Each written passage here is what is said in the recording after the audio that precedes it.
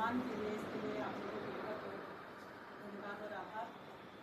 मंचा सिंह हमारे संकायाध्यक्ष और विभागाध्यक्ष हैं और हमारे सभी सहकर्मी बंधु और सभागार में उपस्थित सभी विद्यार्थी, आप सभी का हृदय से स्वागत करती हूँ।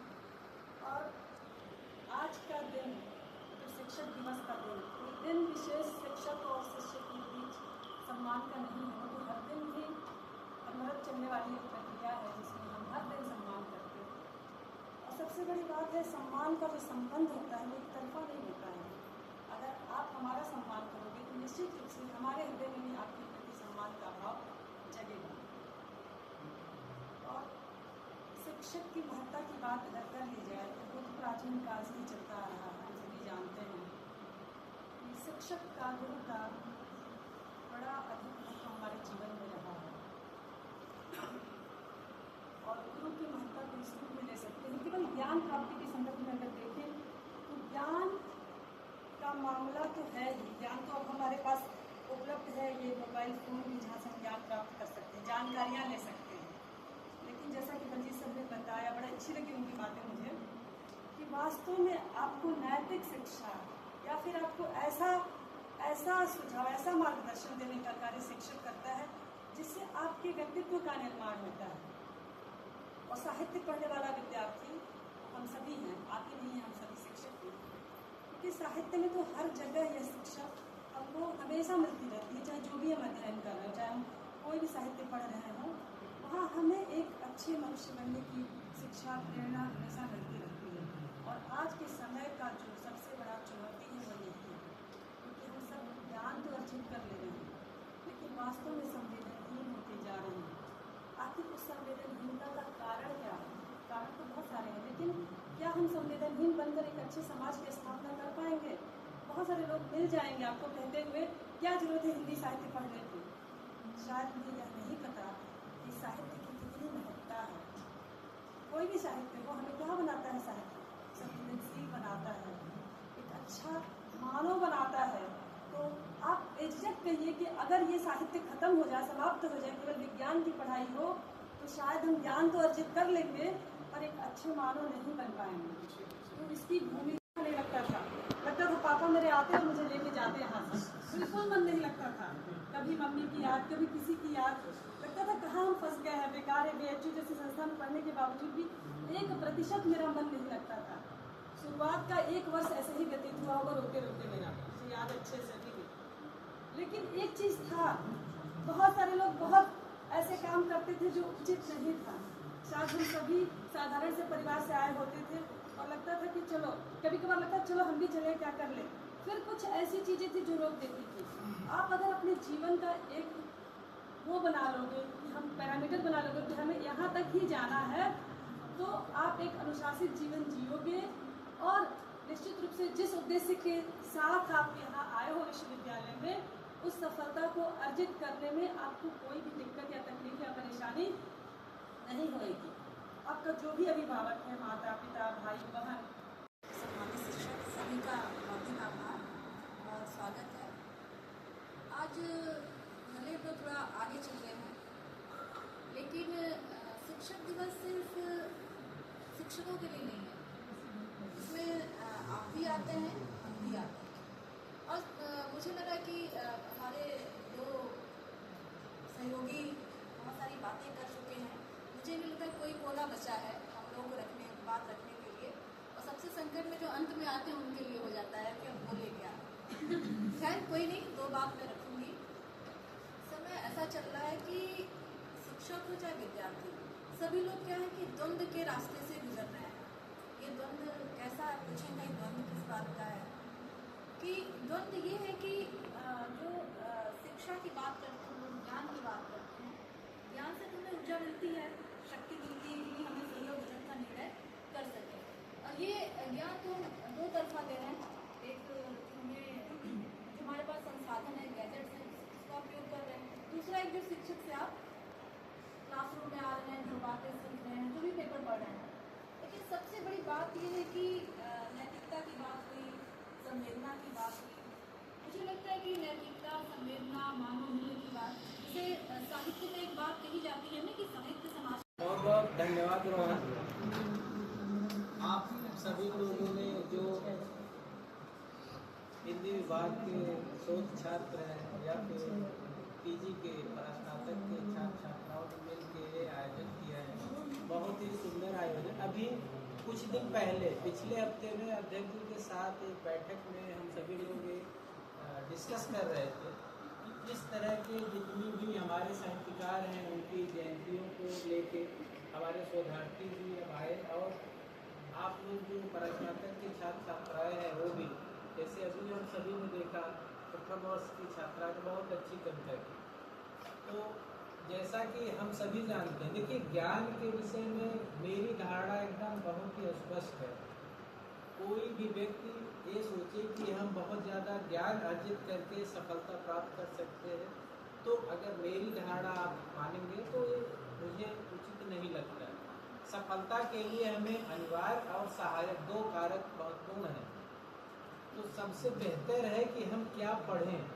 जैसे आप देखेंगे आपका एक सिलेबस होता है, स्नातक का तो बहुत छोटा सा सिलेबस है, लेकिन जब आप प्रतियोगी परीक्षाओं की तरफ जाते हैं या फिर अपना एक सरकारी जॉब या प्राइवेट जॉब, जो भी जिसका जिस फील्ड में काम करना है, तो सबसे ज़रूरी होता है कि हम उसमें सारी जानकारी इकट्ठा करने के चक्कर में हो सकता है हमें सफलता बहुत देर में मिले या फिर न भी मिले।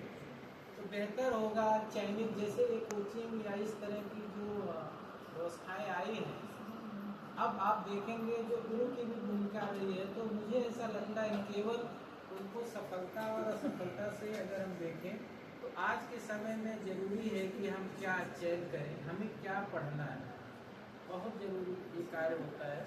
क्योंकि एक समय होता है जब हम धीरे धीरे एक ही, जैसे आप लोग अभी हैं, ठीक है, बहुत सारे बच्चे इसमें आगे चल के नेट जियारत के लिए आगे आएंगे, तैयारी करेंगे। एक ही किताब या एक ही विषय को जब हम बार बार पढ़ते हैं तो होता क्या है कि धीरे धीरे हमारे अंदर बोरियत महसूस होती। तो बेहतर ये होता है कि हम जो भी पाठ्यक्रम है उसमें, या एक कह सकते हैं कि क्वेश्चन आने का भी जो एक ट्रेंड होता है, प्रश्न, जैसे आप देखें तो जैसे जब हम लोग नेट जियारत के लिए तैयारी कर रहे थे तो उस समय का एक ट्रेंड दूसरा था, पाठ्यक्रम भी दूसरा था। समय और परिस्थितियों के साथ साथ आप देखें तो इस तरह के जितने भी प्रतियोगी परीक्षाएं होती हैं उनमें कहीं न कहीं उनका प्रश्न पूछने का या सवाल जो आते हैं उसमें उसका एक पैटर्न बदलता रहता है। तो हम उस बदलते पैटर्न को पहचाने, जो भी इस तरह की व्यवस्थाएं हैं या जहाँ से भी हमें इस तरह की जानकारी इकट्ठा हो उसको इकट्ठा करें और उस पर मेहनत करके काम करें, तो निश्चित रूप से आप सफल हो सकते हैं। हमारे मुझे खुशी होती है कि हमारे विभाग के ढेर सारे जो विद्यार्थी हैं, आप देखें तो बहुत सारे अपेयरिंग में नेट जियारत निकालते हैं, कुछ प्राइवेट जॉब में जाते हैं। क्योंकि पिछले 10 वर्षों में अगर इस विभाग को हम देखें तो बहुत नया विभाग नहीं है। जैसा कि जब शोध कार्य होता है तो उस समय से विभाग को मानते हैं कि अब वो विभाग स्थापित हो गया। 2018 से 25 कितने साल हो गए? नहीं, पीएचडी तो 2018 में। ऐसे तो विभाग की स्थापना तो सितंबर, आप देखिए कितना ये भी सुखद संयोग है कि सितंबर 2013 में इस विभाग की नींव पड़ी थी और हम लोग सितंबर में शिक्षक दिवस मनाते हैं। तो अगर इस तरह से हम देखें तो विभाग का भी जो फाइल देख के अध्यक्ष जी से हम निवेदन करेंगे कि एक विभाग की स्थापना दिवस जो है उसको भी हम लोग मनाएं। तो ऐसी विद्यार्थियों द्वारा ये शिक्षक दिवस पर आज चेता जा रहा है कि ये शिक्षक दिवस शायद है, उस पर ये आयोजन और हमारे सम्मानित आदरणीय विभाग अध्यक्ष जी, संकायाध्यक्ष जी, हमारे सहयोगी डॉक्टर शिवशंकर जी, डॉक्टर प्रीति जी, डॉक्टर लंका जी और प्रिय विद्यार्थी, इसने एक बात की कि अब आजकल ज़माना AI का आ गया है और पता नहीं कहाँ तक सही है कहाँ तक गलत है। सब किताबी इंटरनेट दुनिया में हो गए हैं, पता नहीं पढ़ेंगे शिक्षक से कि नहीं। ये आज का नहीं है, ये पहले से भी चला है। कोई जरूरी शिक्षक केवल किताब ही पढ़ाए तभी वो शिक्षक। माँ जन्म देती है, श्री राम शर्मा जी ने कहा था, माँ जन्म देती है, पिता पोषण करता है, गुरु जीवन का आधार देता है। अब बशर्ते आप हैं कि आप आधार लेना चाहते हैं तो नहीं, जैसे जैसी संगत वैसी ही आपकी रंगत होती है, मैं तो यही मानता हूँ। और वही हाल है कि एआई चाहे जो भी चैट जीपीटी आ जाए पढ़ लें, वो अपनी जगह पर, लेकिन जो नैतिकता है वो एआई नहीं सिखाएगा। बार बार अब प्रश्न आने लगे। अभी कल मैं किसी का इंटरव्यू देख रहा, कोई शर्मा करते थे, वो कहे मैं गया विश्वविद्यालय में और मेरा बेटा पढ़ता था वहाँ, किताबी तो दुनिया तो सब पढ़ लेती है कहीं ना कहीं, नैतिकता कोई नहीं पढ़ पा रहा। और ज़रूरत आज है नैतिकता की, लेकिन वो नैतिकता सबसे पहले वो संस्कार से आएगी, और संस्कार अपने परिवार से पहले मिलती है, फिर हम शिक्षक देते। बहुत सारे इसने बड़ा टिप्पणी कर दिया, अब मुझे भी लगा कि शायद मैं हूँ क्या, लेकिन खैर ऐसा नहीं है। मुझे लगता है कि लोभी लुभावनी बातों से कोई फायदा नहीं है। आप हैं, आपके माता पिता ने, अभी मैं किसी के बच्चे से पूछा, उसके पास 2 मोबाइल, तो मैंने कहा कि इस 2 मोबाइल को लिए क्यों घूमते हो? तो कहा सर फ्री का मिला था, तो वो मिल गया। मैंने कहा नहीं, आपने मेहनत किया, पढ़ाई किया था तब मिला था। बहुत सारे बच्चे हैं, इतने बच्चों को नहीं मिला। लेकिन कहा, हमने कहा इस फोन को क्या करते? कहा घर पर फोन करते हैं, तो घर वाले कहते क्या करने फोन करते हो, हफ्ते में कहीं एक दिन कर लो, मना कर देते। काजू भाई तुम्हारे घर वाले ऐसे, मेरी अपनी धारणा है, मैं कोशिश करता हूँ सबसे पहले मैं अपने पिताजी से बात कर लूँ, तभी किसी को फ़ोन मिलाऊंगा, चाहे वो 7 बज जाए, चाहे 8 बज जाए, चाहे 9 बज जाए। हाँ, फ़ोन आ गया तो अलग बात, बहुत इमरजेंसी नहीं है। ये अपनी धारणा बना रखा हूँ, ये मैं अपनी, आप किसी लिए नहीं कर रहे हैं। उन्होंने मना कर दिया, उन्होंने कहा कर्तव्य समझा कि बेटा गया पढ़ने, बेटा कुछ कर किया, बेटा यहाँ 2 फोन से फुर्सत नहीं पा रहा, पढ़ेगा क्या? ठीक है, माँ बाप को ना खड़े कर, दुनिया तो कर रहा है, एआई की दुनिया है, ठीक। लेकिन जब तक आपने कई बार कहा कि जिस घर में बहुत सारे लोग हैं, आप देखिए बहुत सारे लोग पढ़ नहीं पाए, आज आप कुछ शिक्षा ले रहे हैं, केवल उत्तर प्रदेश में ही, खाली आसपास लड़के, अभी वर्षा ने कहा सुनाई, कविता सुनाई, आसपास का नहीं है, लखनऊ के लोग नहीं पढ़ रहे हैं, बाहर के लोग पढ़ रहे हैं, दूर दूर अन्य प्रदेशों से पढ़ रहे हैं। उन लोगों ने क्या अपेक्षा आपसे की कि अम्बेडकर विश्वविद्यालय में प्रवेश दिला दिए, तो यहाँ को पढ़ना। आप एक मंथन बना लीजिए कि क्लास में जितनी देर मैं देखता हूँ, कई बार मैं तो हर बार पूछता हूँ कि कुछ हो तो बताओ, अब कुछ पूछो, कोई प्रश्न नहीं, मुँह मैं जो वो रेडियो की तरह आता हूँ, बक कर चला जाऊँ, बस वही पूछो, कोई सवाल नहीं। अरे पढ़ोगे तब सवाल निकलेगा, कोई जरूरी नहीं कि ठीक है क्लास, अब बाहर कभी नहीं।